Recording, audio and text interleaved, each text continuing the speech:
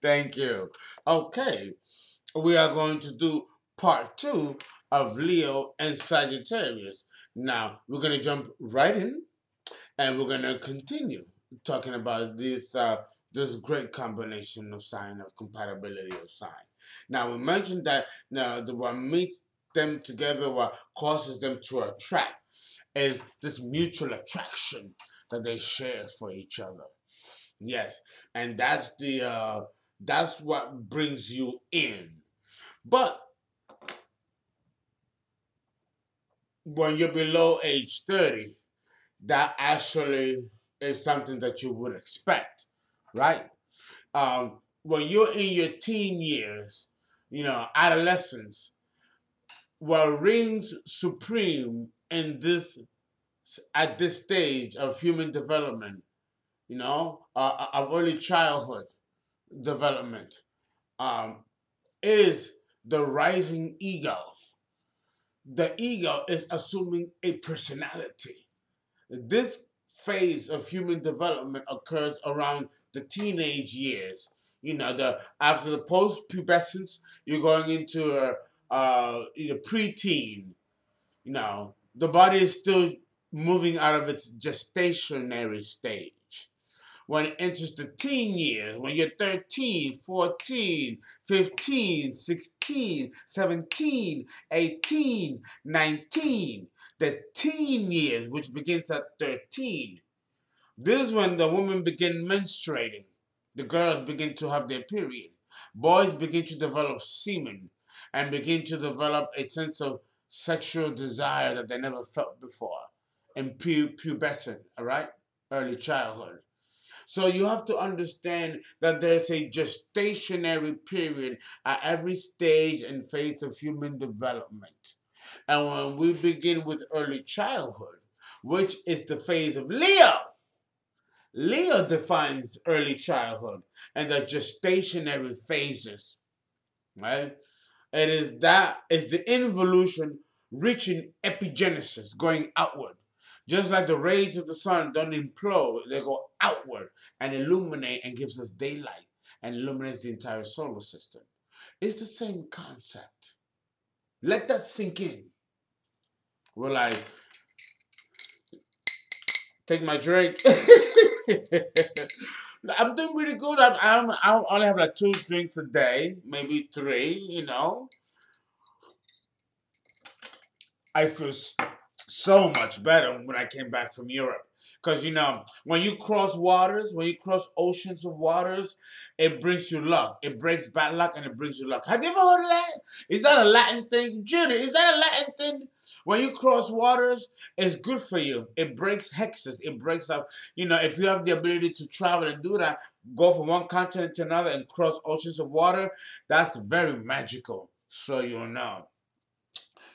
And the Medicaid products I haven't been hurting either. Okay. Continuing on.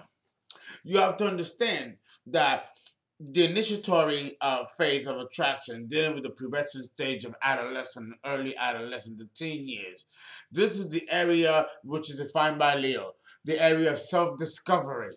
Okay, of going upwards in the spiral of self-individuation. Not so much self-individuation. That occurs at age 30, 29, 30, at the first Saturn return cycle. But when it comes to the teen years, that's the solar phase of our lives. That's the Leo. It returns again at age 48. I might have to do, well, it's difficult to do a series just on the planetary cycles and the bringers of opportunity and those that bring misfortune. The birth chart is not just a blueprint about the personality, the human personality of a human being or object or anything else or a concept. It's also a time clock which can define predictive events. That's how astrologers can predict events because we have the chart and we have the dials. The planets are still moving in the heavens, and we are able, because of the gift Thank you very much. To interpret what these cycles are, what they mean, and when they're going to occur, and what it means when they come into your life, and what you're supposed to do, and how you're supposed to act, and take advantage of them. A lot of people don't have knowledge of nature's cycles. Sagittarius rules nature's cycles. So does Virgo. So does Pisces. And so does Gemini. The mutable signs. They are the timekeepers, the gatekeepers, the dwellers of the threshold. They're the ones that actually execute the plan of the cardinal signs: Aries, Cancer, Capricorn, and Libra. And then the fixed signs: Leo, Aquarius, Taurus, and Scorpio, sustain that ideology until we move from an epoch to another epoch, and then it is called to be destroyed, and then it start anew again by the cardinal signs in a new age, in a new epoch. These things are governed by Sagittarius. So Sagittarius is a sign of continuity. That's why Sagittarius rules colleges and universities, religion, the clergy, the publishing, expansion of knowledge, is Jupiter. So translating that into the human personality, the Sagittarian is always on a quest and will always be interested in improving himself or herself and their situation, and not so much for themselves, but also to use that platform to help others, like a Harriet Tubman, go back and gather more slaves. Harriet Tubman did this until she died. Went back, risking her life and the life of those slaves that she was getting from the South to bring them out of the horrors of slavery of the South that still existed up to the North, where slavery was abolished, and when we're dealing with the early American history. So understand that Sagittarian is that crusader. He fights for the king. He champions for the king. Leo, right? This combination, though, can quickly go wrong depending on the evolutionary level of each person involved. Okay, this can be Bonnie and Clyde. Remember the movie Bonnie and Clyde with Faye Dunaway? I'm talking to my generation in my 50s. Bonnie and Clyde. You need to watch that movie, you young folks. Bonnie and Clyde with Faye Dunaway, and I believe, oh my God, Warren Beatty. I believe Warren Beatty played Clyde. You gotta watch that movie. The old movies tell you a lot of shit. And let me tell you, that movie, that's Leo and Sag. They were partners in crime, and when they were criminals, they were criminals and they were horrible. But they were always good to each other. They loved each other. They understood each other. Yeah, each one had to deal with their own shadows, and they did. But when the push came to shove, they were there for each other. I love that story, Bonnie and Clyde, because the story is famous because of the robbing the banks and how they did it. But for me, the story that truly, truly hit home was how they loved and were loyal to each other. This is par excellence of the Leo and Sagittarius.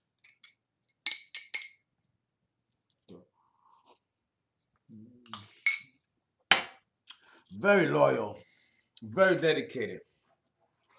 Will even die together.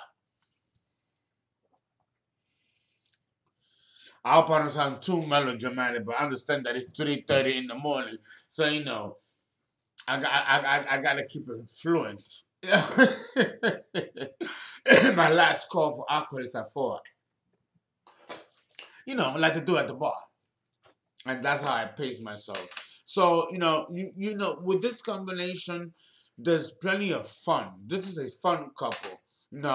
Uh, Friends and people in the community are going to be drawn to people with this combination and they're going to put them up on a pedestal, even if you don't ask for it, even if you don't require it. You're going to be put on the pedestal because you exude this je ne sais quoi.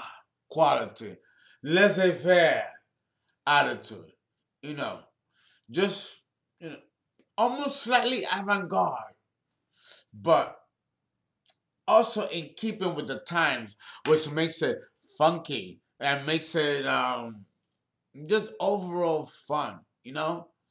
There's tremendous amount of optimism here, you know? But if something were to go wrong with this combination, where do you think that it will come from? Will it come from Leo or will it come from Sagittarius? It will come from Sagittarius. Because Sagittarius can be a bully. The opposite sign is Gemini, the sign of communication. So the Sagittarians will start to question and bullying and can be an intellectual bully to stir the contempt of the king, Leo, who, but for the most part, might not even give a shit about what you're thinking or what you care to think or what, you know. Leo don't care. Leo only acknowledges its own existence and how he or she impacts those around them. That's what they're concerned about as a psychological orientation. And that's what makes Leo the sign of the narcissist because it's completely self-consumed, just like the sun. If you go in the sun, if you take a spaceship and go into the sun, you're not going to see the other planets around you because you'll be consumed by the light of the sun. The ego is too self-inflated, too self-consumed in its own light that it doesn't see the light of the other planets. Or it doesn't see that its own light is benefiting the other planets of the solar system. That narcissism, you have to understand the psychology behind narcissism. It is a total lack of boundaries. Like this, if the sun doesn't wake up and see, the sun might think that it is its own universe when it's only a star among billions and billions and quadrillions of billions of stars around it. That's how much in a bubble the personality of Leo can be. So in personality translation, we're dealing with someone that can be very egocentric, self-absorbed narcissist. It doesn't have to be flat out 100% narcissistic. It could be in various degrees of grade and various degrees of intensity. So depending on the type of man or woman that's a Leo that is in this type of immature state, whether because of their age or because of lack of experience, that's going to play a role in how the relationship will eventually end up when you're dealing with a Sagittarian person. It doesn't help if the Sagittarian person is also immature and unevolved. So, right, if you're dealing with a combination of this type below age 30, you can expect anything to occur or to happen. But there's always going to be a fundamental goodness and well-meaning and well-intention towards each other. That's going to be quite evident. That's going to be quite a possibility.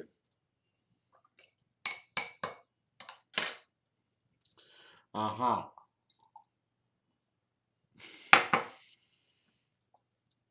Another negative thing that can occur with this sign is that Leo can be a very possessive and jealous sign.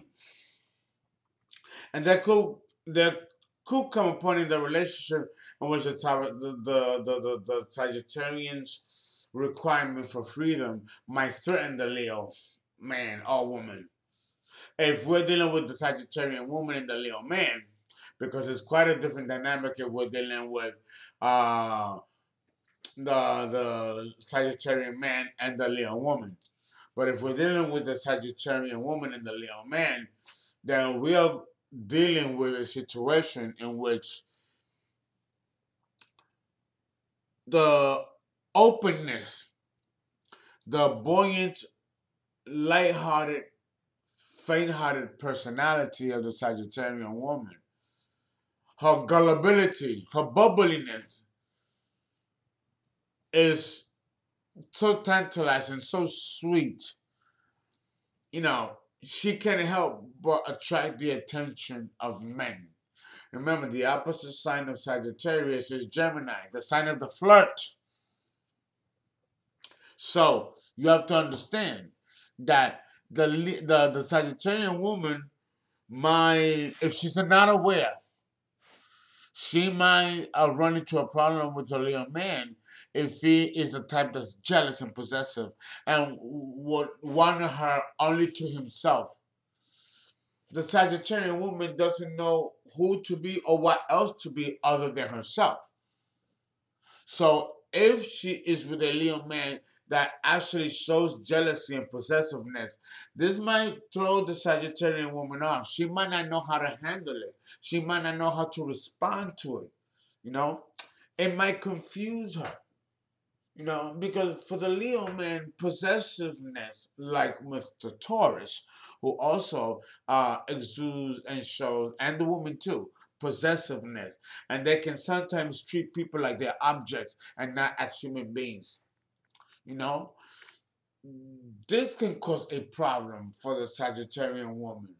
It depends. If she's a young woman below age 30, it might be a real problem. If she's above age 30, she's not going to take the bullshit. If she's a woman that knows herself and is actualizing. Not all Sagittarian women are. You know, like not all Leo men are immature and gullible and need tending to. There's a few, albeit far and in between, that can actually be self-sustaining, self-actualized, and don't need the help of anybody else for them to be this kind of person. But that's pretty far in between. I have not yet met a Leo man that is that actualized, that evolved, that he can survive and be king on his own law and be his own law unto himself without the consequences of his subjects. I have yet to meet a Leo personality that exudes that par excellence.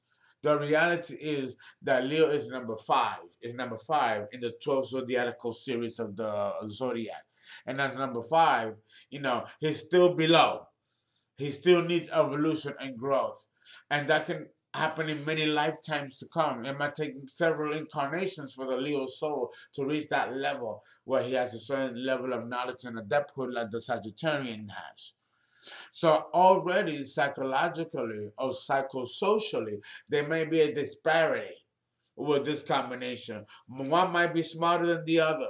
One might have more money than the other. One might have more education than the other one. One might be college educated and the other one not. One, There's going to be a disparity. And the disparity might come from Leo, who needs to catch up.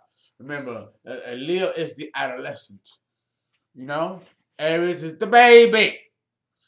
And then, of course, you have Sagittarian that represents, late adulthood going into adulthood. Symbolic of Virgo, which represents in Kabbalah the complete adult. And no more self-development of personality and ego is necessary once you reach Virgo. Now, from Libra to Pisces, the concern is for others and for universal consciousness and expansion of truth. Individual and self-development, which begins at Aries and culminates at Virgo, ends at Virgo. So understand that Leo is below. So it still needs enlightenment, development, nurturing, and guidance. And the Sagittarian can provide that. The Sagittarian can provide that if she truly loves her Leo man.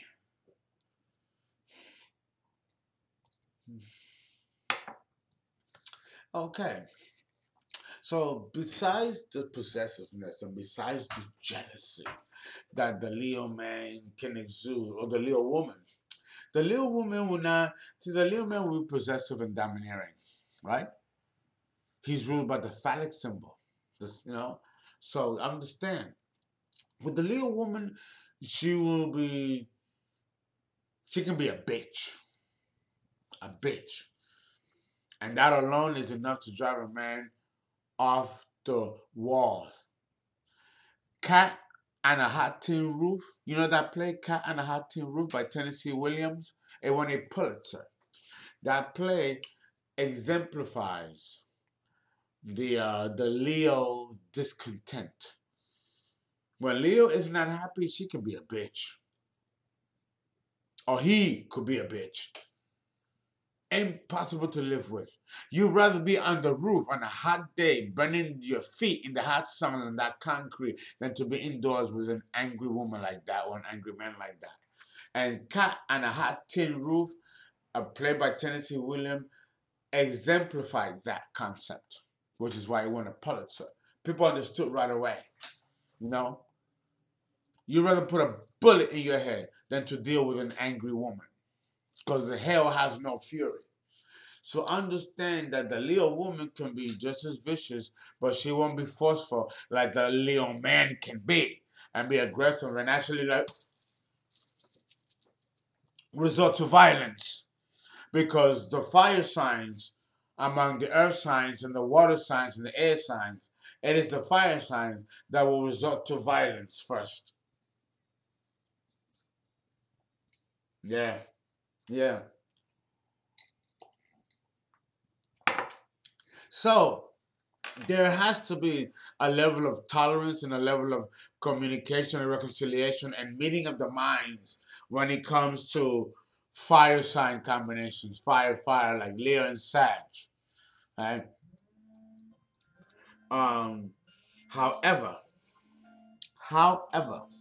okay, um, although a Leo, although Leo will tolerate the Sagittarius wanting to widen her circles and acquaintances and,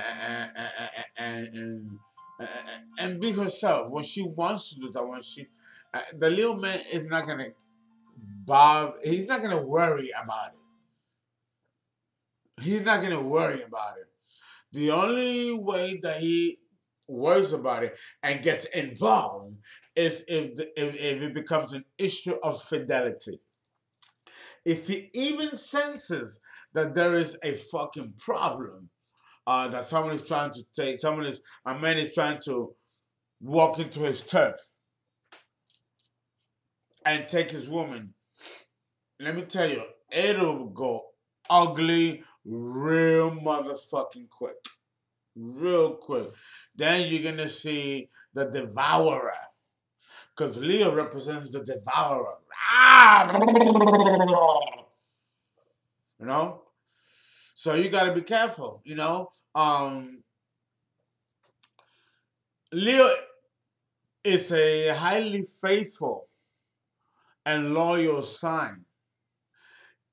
I mean, listen, yeah, there are Leo men that cheat, that they just can't keep it in their pants. With Leo men like that, something else is going on in their birth chart. Because honestly, Leo men are the most loyal men in the zodiac, along with Scorpio. These men will never cheat on you. They will never cheat on you. I have yet to meet a Scorpio man. Now, Scorpio woman is different. She'll cheat on you, and you'll never know it. But a Scorpio man, if he's in love, he will never cheat on you. He'll be loyal. The Leo men too. But there are Leo men that cheat. And those men that cheat have been dishonest with themselves from the very beginning and have been dishonest with you from the very beginning. Unless they have an addiction. Because sexual addiction is also a Leo situation, as quiet as it's kept. So it really, really depends on the situation at hand. But the Leo man can be very, very obsessive. He can be obsessive. And that can cause misery to those around him, especially if they're not in psychological understanding of what's going on. So for you to be with a Leo man, you have to be able to you have to handle your tempestuous nature. You have to handle issues of boundaries, you know, because as long as the Leo man and the Sagittarian women trust each other, there should not be anything that can keep this combination from working, from functioning. It should work out, you know, because this combination, more so than any other combination, will like and respect each other. And there is a mutual likeness of each other. You have to like each other before you can fall in love with each other.